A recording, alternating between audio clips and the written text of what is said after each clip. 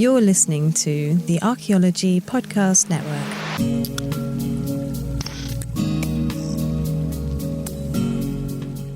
Welcome to Heritage Voices, episode 76. I'm Jessica Yaquinto, and I'm your host. And today we are talking about changing landscapes in higher education. Before we begin, I'd like to honor and acknowledge that the lands I'm recording on today are part of the Nooch, or Ute Peoples Treaty Lands, the Dinétah, and the ancestral Puebloan homeland. And today we have Dr. Jason Younker back on the show. Jason is the Assistant Vice President and Advisor to the President on Sovereignty and Government-to-Government Relations at the University of Oregon and Chief of the Coquille Indian Tribe. He received his PhD in Anthropology from the University of Oregon and returned to Oregon after teaching at the Rochester Institute of Technology for a decade. Younker received the prestigious Eli S. Parker Award from the American Indian Science and Engineering Society for his work with tribal governments and students in higher education. He is the past president of the Association of Indigenous Anthropologists and is originally from Charleston, Oregon. So welcome back to the show, Jason. Well, thank you. I'm very happy to be here. Yeah, so if any of you missed it, Jason was unfortunately rather briefly on a podcast episode not too long ago. He had to jump off the call. We had some technical issues, so he had to jump off a little bit earlier than we were hoping for. So that episode is episode 73, Exploring the Ethics in Experimental Archaeology. But I was very interested in talking to Jason more, so I'm very excited that we get to do a full episode with you today. Outstanding. I don't know who would listen to me for that long, but I'm pretty happy to be back. Yes. Well, you know, it's funny. I've said this a million times in emails, but I don't think I've ever said it actually on the podcast, that just about everyone that's on the air is like, oh my God, I hate my voice. So like every single person. So you're not alone. Well, I don't know if I hate my voice. Some people tell me I like it too much. Oh, there you go. Okay. I'm really interested in, you have a little bit different of a journey to getting to cultural resource management than a lot of people. You started out in communication and gifted and talented education. And so I'm curious, like, where you thought you were going to go when you were younger and then how you ended up in the CRM world. Oh, man, that's going way back, but I do recall it fondly. I had just finished my master's degree in education at Oklahoma City University and was going to return home to Coos Bay and teach. That's what I thought I was going to do. But at that time, it was in the early 90s, and my tribal council desperately needed an anthropologist. And they pulled me aside and said, we recommend that you go to the University of Oregon studying under these people because we desperately need an anthropologist. So whenever your tribal council encourages you in that way, it really means just go and do. So they sent me to the U of O. I studied specifically under John Erlandson and Madonna Moss, a number of other people who had already been working with my tribe, the Coquille Indian Tribe on the southern Oregon coast. And during my time in graduate school, it was my responsibility to build the cultural resource program for the tribe. We were very aware and afraid of the implications of Kennewick Man and very nervous that we didn't have an anthropologist to be in the room for deliberations that directly affected us. So that was my role, and that's how I got into it. Having never taken an anthropology course in my life, I was thrusted into graduate courses. I did survive. I think it was a pretty bumpy ride for me, but I had a cohort of Native students who were graduate students in anthropology. There were 7 of us, which is absolutely unheard of. Yeah. In anthropology at that time. So I relied very heavily on their companionship and their learned experiences as well. Yeah. So are they all still working in CRM today? They're either faculty CRM or A couple of them are chairs of their respective tribes. My son is actually in anthropology at Oregon State University, and his advisor is one of the native persons that Dr. David Lewis, who was my office mate at the University of Oregon. So the world is, while it's very large, it's not that big. Yeah. That's amazing. You'll have to encourage some of them to come on this podcast. It sounds like a nice group. So that must have been like a very different experience. Were there a lot of non-native study or students in your cohort as well? Or was it mostly these 7, I think you said? Oh, no, we had lots of non-native graduate students as well. But I think the influence that we had, the 7 native graduate students, on those individuals completely changed the way Oregon does cultural resource management. One of them ended up being, Dennis Griffin, ended up being the lead archaeologist for the state of Oregon. Another is a tenured professor down at Southern Oregon University. And another is one of the world's leaders in ground-piercing sonar. And so they were able collectively to provide aspects of their particular research that helped the rest of us in our research. So when we developed our CRM department for the Coquille Tribe, we had a particular way of how we wanted to disguise some of our cultural sites.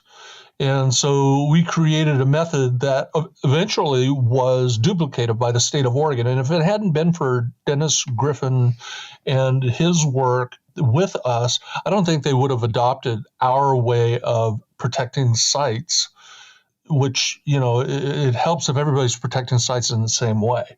So it truly was a Department of Anthropology effort to include Native Americans.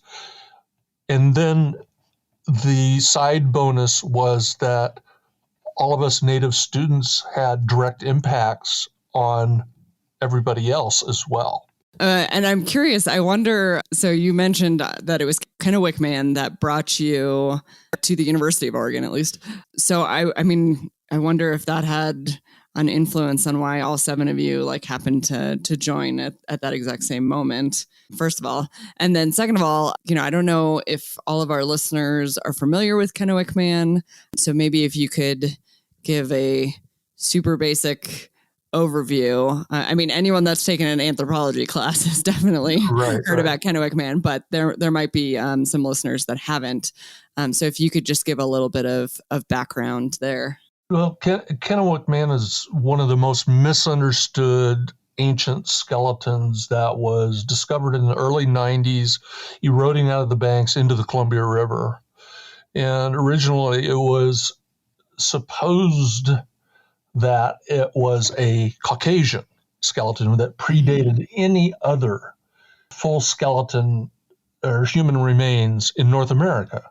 Unfortunately, by determining prematurely that it was Caucasoid, this also comes at a time when Indian gaming was being introduced. And so not only was it the implications stating that Native Americans weren't here first and had no claims to the lands that they were on because a Caucasian was here first, one lone Caucasian. It was also being used as fodder to undermine other acts of sovereignty for tribes. And it's also about the same time that we had NAGPRA legislation coming through. So, all of these were the perfect storm that attracted Native Americans to anthropology departments. And ultimately, as study went on with Kennewick Man, they found out that it truly was not a Caucasoid. So it's kind of bittersweet. It's bittersweet in that kind of assertion would have been made to begin with. But it also had the benefits of producing the new anthropology that we now live in, where we are trying to understand why are we doing the study that we are doing, and are these colonial, are these oppressive, and are they including the voices of the indigenous people in explanations? So I think in the early 90s, we were trying to figure that out, and there were a number of Native graduate students at the U of O. We had our impact, but across the nation, Natives gathered in anthropology classes.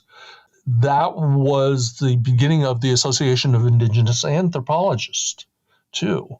So when we started that up, again, it was to bring us all together as a cohort and say, oh my gosh, you're going through what? Yeah, we're going through that over here too. When you're going through troubled times, it's always nice to hear that somebody else is experiencing it as well, and likely able to provide some help or advice in those areas too. So Kennewick Man is a very complex issue. I'm certain we could talk the entire podcast about it, but it certainly was a motivation for me to get into anthropology, or at least to be compelled to get into anthropology by my tribal council. Mm-hmm. So when you came out of graduate school, that was the original goal. Did you actually end up working on things related to Kennewick Man, or did you end up moving on to very different things? Oh, my goodness.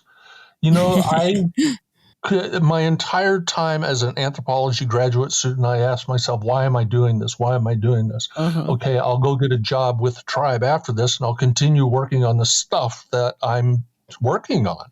Mm-hmm. So I ended up graduating, and, I had returned home to become a teacher. So, and both of my parents were teachers. So it was natural for me to say, okay, I'm going to go home after graduation and just become a teacher or work with the tribe. And the chief of our tribe at that time, after I graduated, said, you need to go teach. And I said, well, what do you mean I need to go teach? I thought I was going to work with the tribe. And he goes, no. You need to go teach those who are going to determine our future. And he was specifically saying, go teach, go write, and stand up in front of people who are not Coquille and make sure that they know about us. We are one of the Coquille Indian Tribe was terminated in 1954, and we're very afraid of being terminated again. And so even in the late 1990s, early 2000s, here they were telling me to go away. But it made sense because I ended up getting a job in New York. Here's people who don't even know where Oregon is half the time, let alone the Coquille Indian Tribe. But they have an impact. If I write a paper for a well-known journal and it says Coquille Indian Tribe, Coquille Tribe, Coquille, if it says all of those things, that doesn't go away. If you make an impression in front of a bunch of students who are non-Indigenous, your impression as a Coquille scholar doesn't go away. So when termination, if and when it comes again, people will be able to say, wait a minute, I had a professor, or I read a paper, and these are historical documents or historical accounts that attest that we are still here. So the Chief Tanner telling me that I needed to go away and teach others about the Coquille, it made sense to me.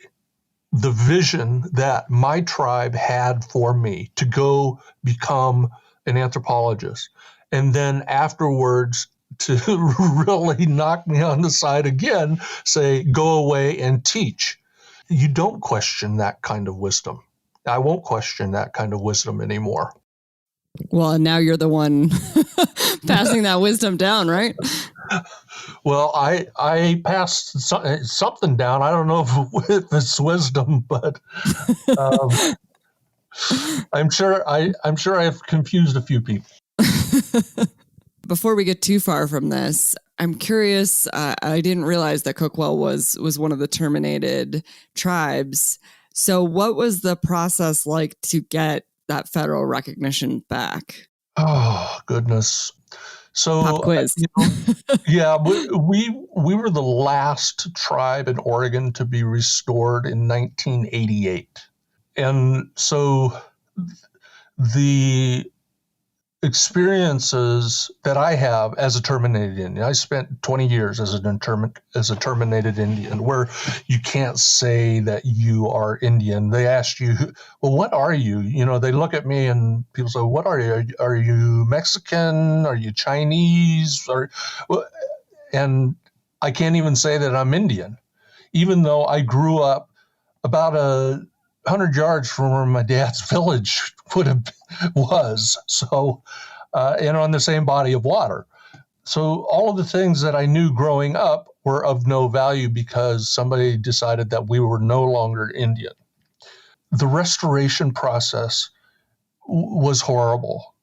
We had to testify that we were who we were, and we were where we were from, and we had to convince people that really didn't know much about termination altogether, and that it impacted Oregon more so than any other state in the nation. I believe it was 61 bands and tribes were terminated in Western Oregon alone.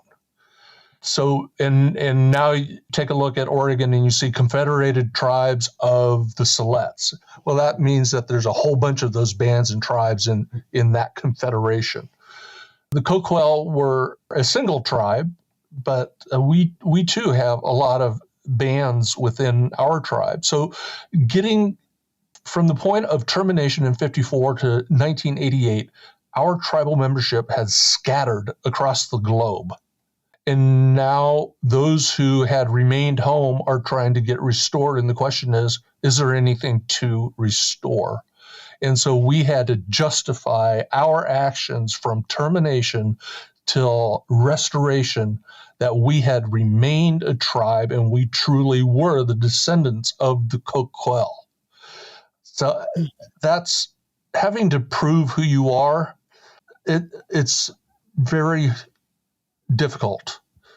Many individual natives are constantly questioned about who they are and how much Indian are they. Mm-hmm. And they have to answer those questions over and over and over and over. When you have to do that for an entire tribe, it's exhausting and it's defeating. And you are reluctant to get restored because you know if you're terminated again, you might have to go through that pain all over. Mm-hmm. Sometimes it's easier just to ignore who you are, and people find comfort in that. But to much satisfaction, the Coquille did continue to meet regular since termination, and eventually by 1988 were restored. All right. Well, on that note, we're actually already at our first break. It always comes so fast. When we come back, I want to talk more about, you got sent to New York, and let's talk about that journey when we come back here in a minute. We are back from our break. So where we left off, the tribal council had switched and told you to go teach, and you moved to New York. Can you tell us about the work that you were doing when you were in New York? That, I ended up going to New York kind of on a fluke. I had 4 job offers, which was unheard of. And I went with the one that paid the most. They hired me at RIT to start a Native American Studies program to be a contribution to the Native American community. And I told the provost at the time, I said, that's not really a contribution to the Native American community. While Native American Studies is a comfortable area for Native scholars. We need to create a government-to-government relationship with tribes. And that is more of a contribution to Native American communities than a Native American Studies program. It's not that Native American Studies isn't a valued program. If an institution is at a point where they have a Native American Studies program and they want to add a government to government, then that's an advanced institution. But at RIT, it wasn't at the time that I had arrived an advanced institution. So New York being the location of the oldest democracy in the world, in the Haudenosaunee, the Iroquois Confederacy, I was just very fortunate to be in their backyard. Now, I truly realized that I was an out-of-town Indian, but for the first time in their history, a university within the state had come to the Haudenosaunee Grand Council and said, we would like a government-to-government relationship with you, from president to Tadadaho, president of the Grand Council. They appreciated that so much that they invited us to the Longhouse to present our proposal. And so I convinced the entire presidential cabinet and the president to go to Onondaga in Syracuse, New York, and to ask them for guidance in preparing a Native American Advisory Council at RIT. Now, we went to that longhouse, and all of the big brothers and little brothers and faith keepers are all sitting in the longhouse, and the guests are sitting in the middle of the room. I'm sitting there with all of the vice presidents and the president and some department heads and some Native students and non-Native, just a whole contingency from RIT. And they are speaking their language. For the first 2 hours, they spoke their language. And there was no English. It was all about the opening prayer, giving thanks. And I could just see my career going out the window while all of this was happening. Luckily for me, it was one of the most moving experiences that any of the upper administration have ever had. Mm-hmm. It was one of the most moving experiences that the Haudenosaunee had, having a university come to them and say, please help us. Help us be the destination for your students. Now, at the time, RIT didn't offer any scholarships. It's a very exclusive, big, private institution focused on technology, but it had degree areas that were very useful for the Haudenosaunee.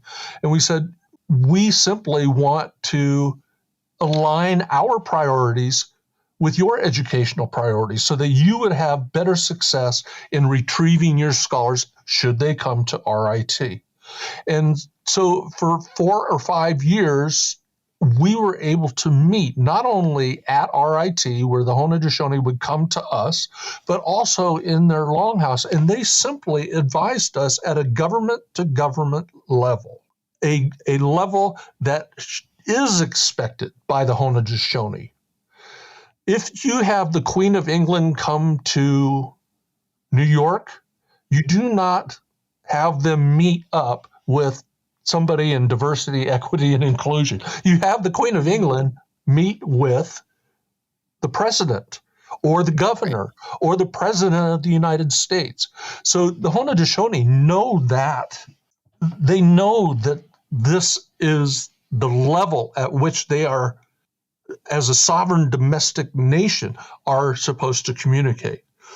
Helping RIT establish that, we went from 2 graduates in my first year that I was there to 31 graduates in the last year that I was there. We graduated 92% of our students during my time at RIT. And we did not offer a single scholarship. The Haudenosaunee recruited for us simply because we went to them.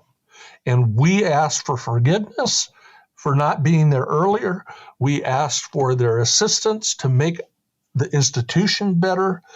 And we asked at the right level of communication. So my time at RIT was actually a very good learning experience on how to work with tribal governments and governments within an institution, which led to me returning to Oregon and doing the same thing that I'm currently doing right now. But I would say that my experience in RIT was, again, one of those visions that somebody had on my behalf. Maybe it was Chief Tanner that knew that I was going to RIT to publish, to teach students, teach them about the Coquille, and also at the same time learn myself what is the proper etiquette when you are talking with tribes, and at what level should you be talking with tribes. That experience in Rochester, New York, has paved the way for the successes that I've experienced here in Oregon. Okay, so the Haudenosaunee, the Rochester Institute of Technology went to the Haudenosaunee for advice. And what would you say were the broad strokes of the advice that the Haudenosaunee gave back to the university? The one question, and we really limited, because this is early on in the relationship building, and relationships with tribes, they're easily messed up, but they are very long-term. Mm-hmm. And so we asked them one thing: what are the degree areas that we should be emphasizing and changing to meet your needs? What are the most desirable college degrees that your students and your tribe need? Mm-hmm. And they replied: business, law, medical sciences, environment, and teacher education. And we said, we can do business. We don't have a law school. We have some medical sciences. We definitely have environmental technology and sciences. And we have some teacher education, but not a whole lot. We can't rebuild the institution, but we can sure make those programs fit your needs the best. And so those were the 5 areas that they advised us. And we were able to say, we're not going to say that we can deliver all of these things, but we certainly can try in the areas that are already our strengths. And you guys can help us adjust them and make them stronger. So it was those 5 degrees that ended up being what they desired most. Now, as irony will have it, when I returned to Oregon, I knew all the tribes and all of the tribal councils. My dad was on tribal council for forever. And so everybody knew him and then knew me through him.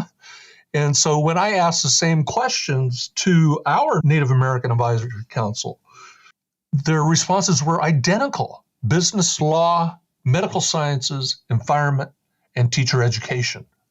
I found that quite remarkable, that both sides of North America would have this, Indigenous would have the same identical responses to those questions.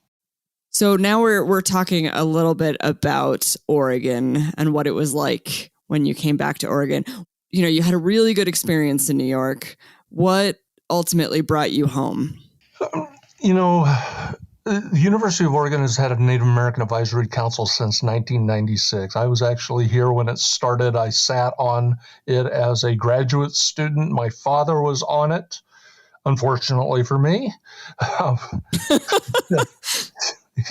You never want to run into your parents, but I'm sitting on the same council that my father was on. But it was started by Dave Frohmeyer back in 1996. Like I said, relationships with American Indians usually last generations. Mm-hmm. And we had some hiccups while I was gone. And so I had never left Oregon, really, to tell you the truth. Several presidents had come after Dave Frohmeyer. Good friends here in higher administration would call me and say, "Okay, what should we do? We got a new president." I said, "Well, make sure you go visit all of the tribes personally with the president. That will reestablish a relationship that you will have lost with Dave's retirement." And so, they kept on doing that. Well, diversity and inclusion, that came through in the 2000s, and the first knee-jerk reaction was to put Native Americans into diversity and inclusion, equity and inclusion. Mm-hmm. And like I learned when I was working with the Haudenosaunee, there's a certain level of communication that you must maintain. You can't just bump it down because there's a new movement going on or there's a new effort going on. And so when the tribes and tribal relationships were moved into diversity, there was a lot of apprehension around that on the tribal side. And so we went through some growing pains here at the U of O while I was in New York. And when they decided to realign, the U of O decided to realign what is now my position, they put it as a direct report to the president. So we changed it back to the way that it used to be, and they brought me in to apply for the job. I got the job, and the good thing is that I was already a known quantity. I'm from Oregon. I know Oregon. I knew all the tribal chairs. For the most part, knew the tribal councils. People knew me because of my father's reputation. And the funny thing is my dad told me when I was going to college as a freshman, he said, "Don't mess up my name. It's not yours." And, here I am coming back to the University of Oregon, and he's still saying the same thing. "Don't mess up my name. It's not yours." And so I came back to the University of Oregon in this brand new, high-profile position that was meant to maintain the strong relationships that we had. So for me to be able to come in as a known quantity, it certainly helped the institution regain its footing. But there's always new things that you have to do to make sure that your institution is doing its very best to be inclusive, to show and demonstrate equality and equity. And diversity is so important on college campuses. It's a diverse world out there. And if we're going to train scholars, we should be training them in the context in which they are going to be working in the future. So I understand the importance of diversity. I do not agree with diversity supplanting sovereignty and sovereign domestic relations. And so once we got that part figured out, then it was about removing the cost barrier at the University of Oregon and trying to find ways to get more Native students, those who are first generation, especially from tribal Oregon reservations and regional reservations, onto our campus and to make our campus more appealing than any other campus. That is what university institutions can do under diversity and sovereignty relations.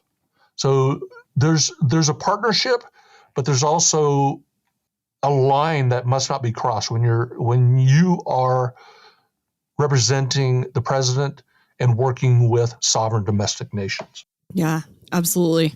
And okay, we're at our second break point, but I definitely want to touch back on this concept of diversity versus sovereignty when we get back after the break, because I think there's often a lot of confusion there. And you mentioned that apprehension, and I think a lot of times people don't understand where that's coming from.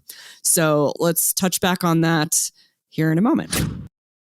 So now that we're back from the break, I want to go back, like I mentioned before the break, and touch back on that diversity versus sovereignty issue and why, being lumped in this category of diversity was so uncomfortable. First of all, I don't think they made treaties with diverse on the name as an excuse of under diversity. Mm-hmm. They made treaties with sovereign domestic nations, tribes, whose lands were dissolved in the process.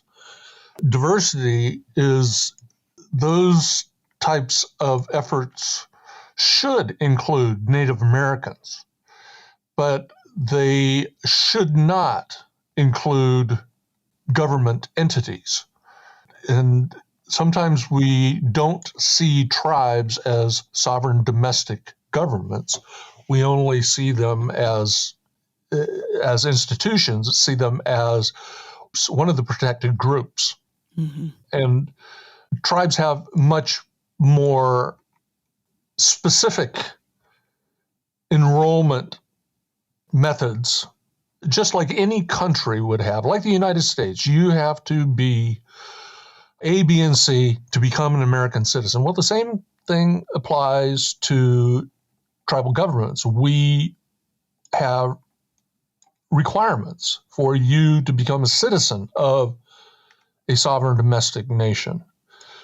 In diversity efforts, you can take anybody who checks the box, and that isn't always the way that things should be done. Like I said, I believe Native Americans should be part of diversity efforts, but the governments are to be nurtured through the relationships designed by and in effort of the president of the institution. That's how governments work.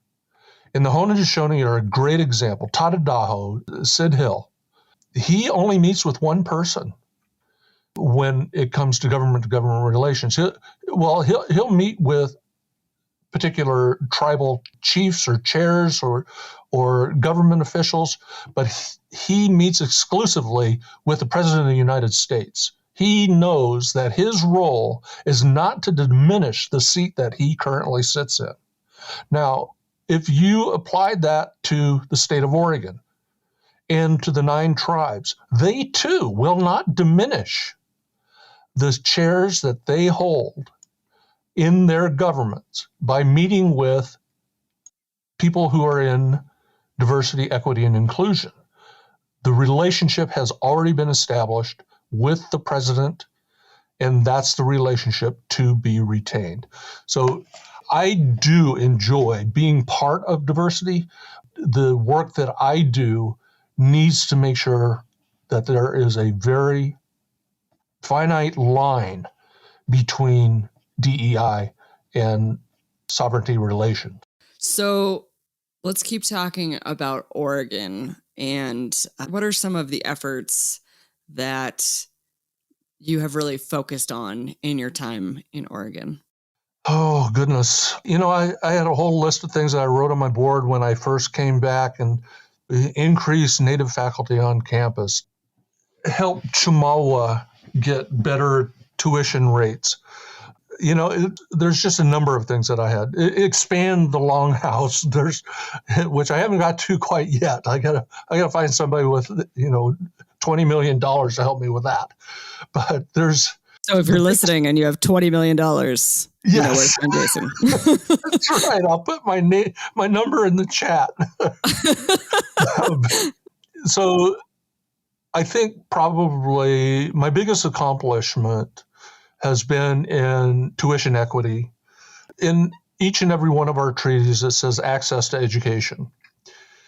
And when higher education has become so expensive that you can no longer afford it, you end up in situations that many tribes are in, very poverty stricken and with all of the bad things that go with poverty. We all know that education is the silver bullet out of poverty, and that tribes need future stewards to come back to their reservations and to help them rebuild from generational trauma and institutional devastation, meaning that the government put us in these places out of the way where we don't have a chance to have an economy. And so how do you get Native students who can't afford to go to college to, if they are truly a scholar and graduate high school, they're already defeated. They already say, well, I can't afford to go to college, so where am I going to go work? There's no work on the reservation, so I have to leave the reservation.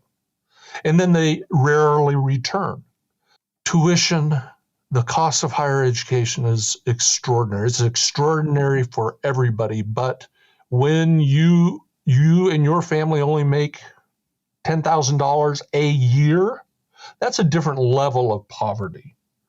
And some of our reservations here in Oregon are at that very destitute level.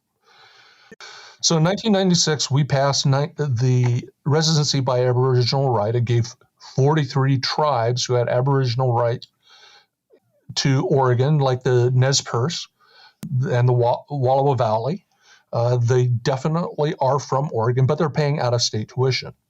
So when we passed our tuition effort at that time, Nez Perce were allowed to come to the University of Oregon under in-state tuition rates, a $20,000 to $25,000 discount. 1 year later, the state of Oregon passed the residency by Aboriginal right, forcing all of the Oregon University system to apply that to their tuition schedule. And so our Native American Advisory Council had an immediate impact. Within 2 years, we had a significant reduction in tuition rates. By 2006 or 7, we added a few more names to that list. There were some adjustments. Some tribes that had been terminated, restored, and were terminated again. We maintained our promise to them and kept them on that in-state tuition list. But by 2015, when I had returned to Oregon, I noticed that Chemawa, the oldest running Indian boarding school located in Salem, Oregon, and I had joined the school board at Chemawa. Chemawa School was not built for Oregon Indians. It was built for out-of-state Indians. And if anybody knows about boarding schools, Indian boarding schools, they know that the students were taken from their parents intentionally to separate them from their parents. So the Coquille were sent to Carlisle out in Pennsylvania. And Chemawa was largely for Arizona, New Mexico, Montana, Alaska, and the student body still reflected that old determination. So they go to Chemawa for 4 years, and then they graduate, and they find out, even if they're duck fans or not, they've gone to school for 4 years here, that because their address is from Arizona, that they have to pay out-of-state tuition. So we got the Oregon legislature to add Chemawa Indian School graduates all the way back to 1930. Wow. If you graduated in 1930, you're eligible for in-state tuition rights as well. So that was another tuition. We're eroding that tuition barrier. Just recently, the Oregon Tribal Student Grant was passed, and I helped author this between Oregon State, Portland State, and the University of Oregon. But the Oregon Tribal Student Grant was just funded and passed, and it provides the full cost of attending Wow. a institution of higher education in the state of Oregon. And so any tribal member, any tribal citizen from the 9 federally recognized tribes in the state of Oregon are eligible to attend, and everything is covered. That's amazing. On top of that, the University of Oregon knows, because we've been in the business of trying to nurture and build cohort education since 1996 at least, that it's a lot more than cost barrier. We offered the Home Flight Scholars Program. The Home Flight Scholars Program allows any citizen of a federally recognized tribe, all 574, as long as they are Oregon residents, can come to the University of Oregon with a tuition waiver. So if you are a citizen of a federally recognized tribe and you are Miami, or you are Navajo, or you are Onondaga, and you live in the state of Oregon, you can come to the University of Oregon and have your tuition waived. But we also know that there are other things that influence the success of Native scholars. Acclimation to the campus, living and learning in a cohort. We have a Native American dorm here. We have the entire 4th floor set aside for American Indian scholars. And they spend their first year, if they want to, their second year, even their third year they could spend there living with other Native scholars. We also have the Many Nations Longhouse. We received a very generous donation, and unfortunately, it's never enough. I swear the Native kids that come to the U of O have never been fed before, but we have a pantry, a food pantry. And because it was an add-on to the university, I actually have to fund this. I can't believe how much those kids eat. But they quite literally walk into the Longhouse, which is right across from the Native dorm. They load their backpacks full of food. They go to class. They come back for lunch. They eat more food, and they just keep doing this. And the pantry, it's always needing to be replenished. And land acknowledgments. University of Oregon knows that land acknowledgments it's a good first step, but it is not necessarily the final step in acknowledging where the institutions are or who the students are that are on your campus, and they need to appreciate where they are going to school and who was there first. The University of Oregon's land acknowledgement was asking the 9 federally recognized tribes of Oregon if we could install their flags in the center of campus. So we have Oregon's 9 flags flying in the center of campus at the student union. About 7,000 students pass by there every single day. But as a Native student, when you're coming onto campus here in Eugene, to see the Native dorm, to see the Longhouse, to be able to access the pantry, to take classes from the Northwest Indian Language Institute, to be part of the teacher education program, and then to walk over and get a cup of coffee at the student union and see your tribal flag flying, that is a huge statement that the university has made, and an endorsement by the tribes that we truly understand that land acknowledgments, as nice as they are, there's still needs to be more action behind those land acknowledgments.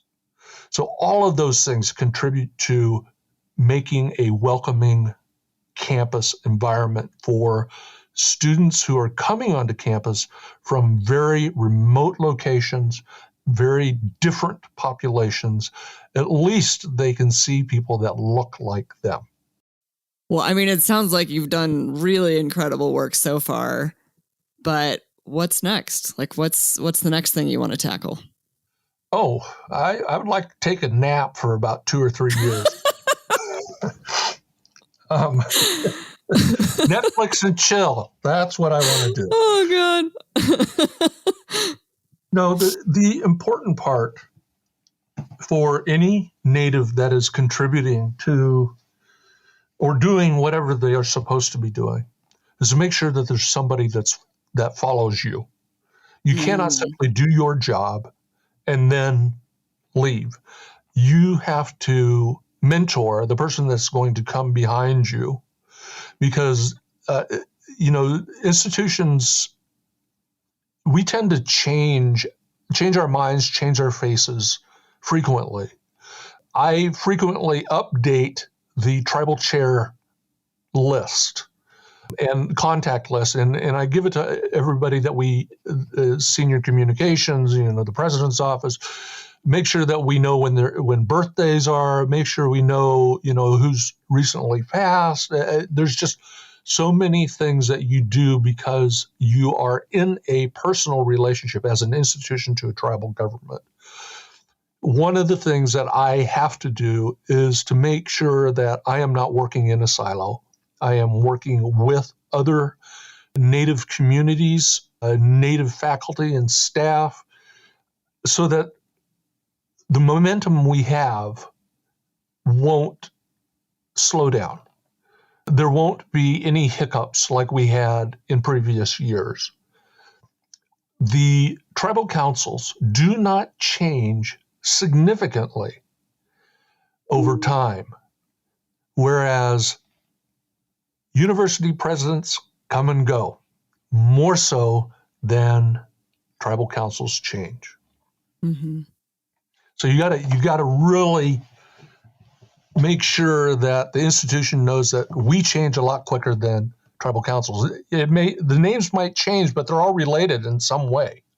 We're at the end. So I just want to ask as the final question, if there's anything else that you want to share or anything that you wish that I would have asked you. Well, I will say this, and this is for all American Indians that are out there. Every one of us has had ancestors that sacrificed and survived so that we can have the choices that we do today. Now that we have the tuition barrier tore down here at the University of Oregon, the question is no longer, can I afford to go to college? The question is, where do I go to college? Choose where you are comfortable. That is going to be the biggest difference in your transition. And make sure you take a look at the University of Oregon. Well, I think you've definitely sold it. I can't imagine anyone listening to this not being like, I want to go to the University of Oregon. Yeah, well. Also, that Rochester Institute of Technology place seems pretty neat, too. All right. Well, thank you so much for your time and all of the work that you've done, across your journey. And just really appreciate, again, you taking the time to come back, not just once on this podcast, but twice. So thank you. Thank you, Jessica. I appreciate you guys having me.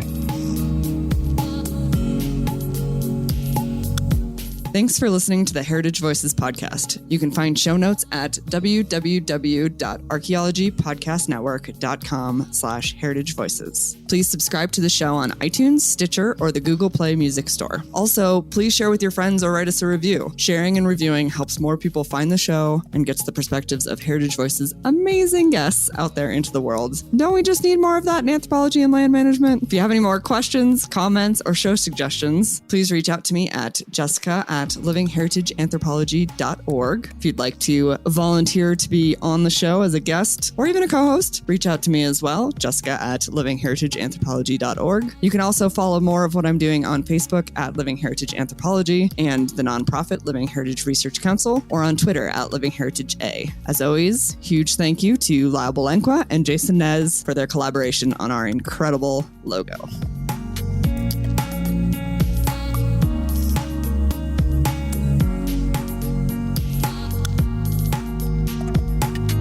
This episode was produced by Chris Webster from his RV traveling the United States, Tristan Boyle in Scotland, DigTech LLC, Cultural Media, and the Archaeology Podcast Network, and was edited by Chris Webster. This has been a presentation of the Archaeology Podcast Network. Visit us on the web for show notes and other podcasts at www.archpodnet.com. Contact us at chris@archaeologypodcastnetwork.com.